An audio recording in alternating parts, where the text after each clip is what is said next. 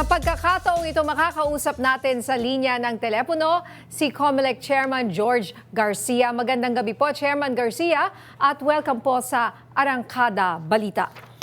Magandang gabi po, Ma'am Nina at Sir Jack. Magandang gabi rin po sa mga kababayan natin.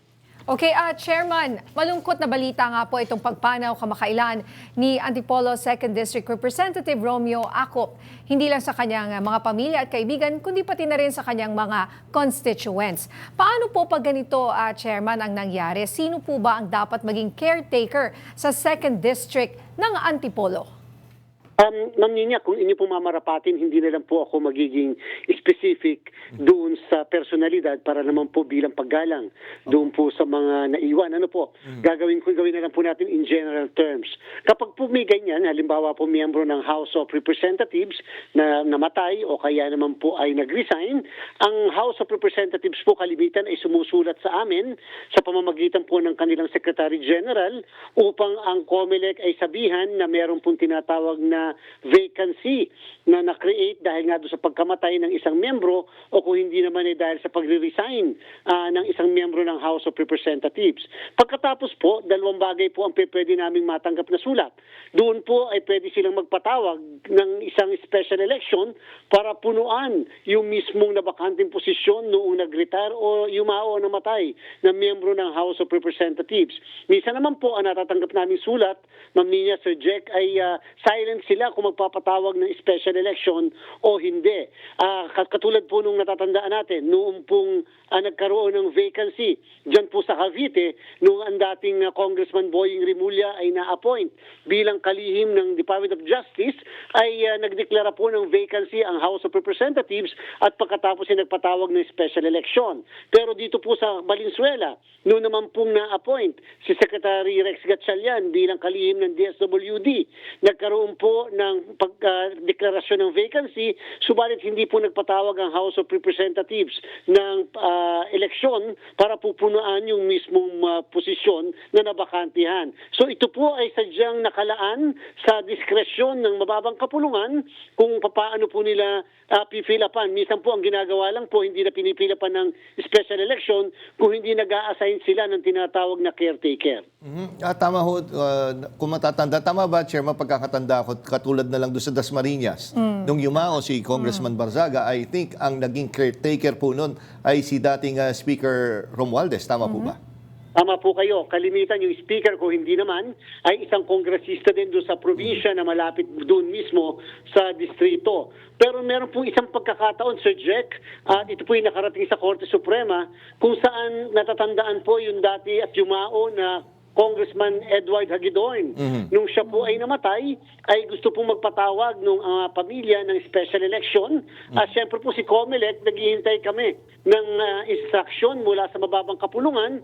Pero ang sabi po ng mababang kapulungan, maaaring by na lang po, caretaker. Yan po yung dinala sa Korte Suprema. Dahil siyempre si COMELEC, hindi kami pwedeng gumastos ng pondo nang walang pagpapatawag mismo na opisyal ang House of Representatives.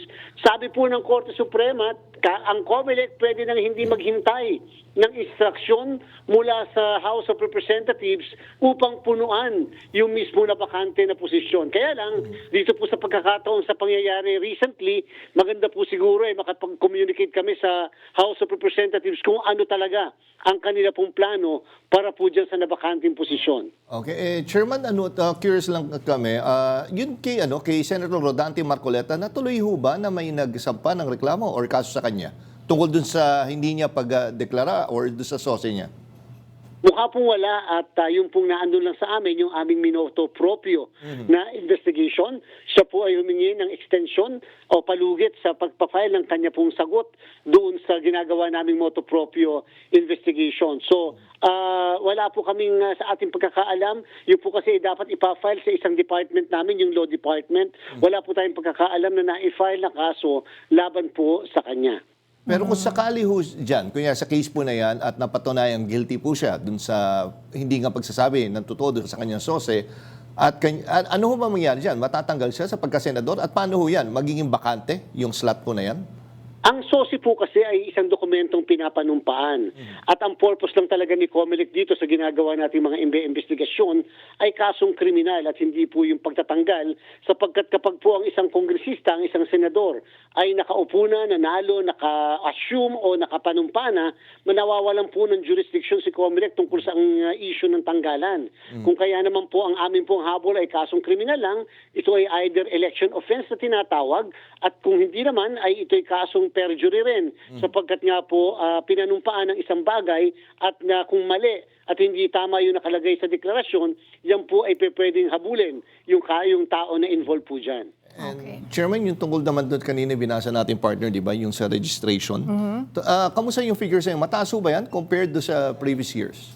Alam niyo, Sir Jack, Ma'am Nina, nagsimula lang po ang registration natin October 20. Ang amin pong estimate, mga more or less 2 million ang magpaparehistro mula October 20 hanggang Mayo 18. Mayo 18 po kasi ang katapusan ng registration natin para sa 2028 presidential, vice presidential elections at saka siyempre yung local election natin. Eh sadya pong nakakagulat dahil napakalaki na po kaagad yan.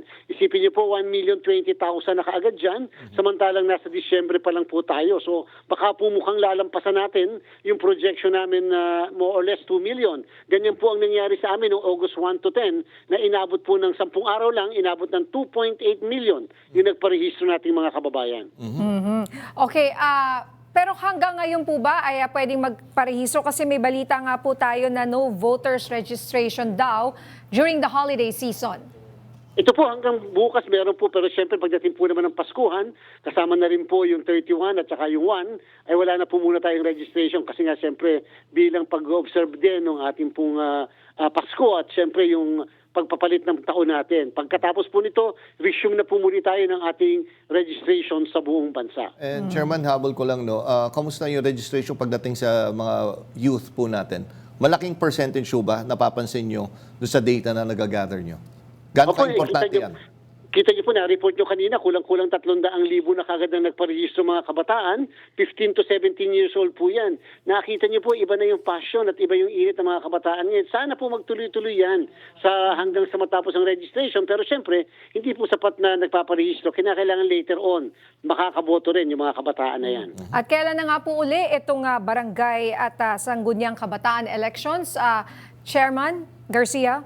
Ito po yung mangyayari nga, Ma'am Nina, sa November 2 ng susunod na taon na po yan. Hindi na po yung nangyari ngayong Disyembre, next year na po, and therefore mahaba-habang panahon pa po ang ating hihintayin bago yung sunod na halala ng barangay at SK. Alright, maraming salamat, COMELEC Chairman George Garcia. Maraming salamat po, mabuhay po.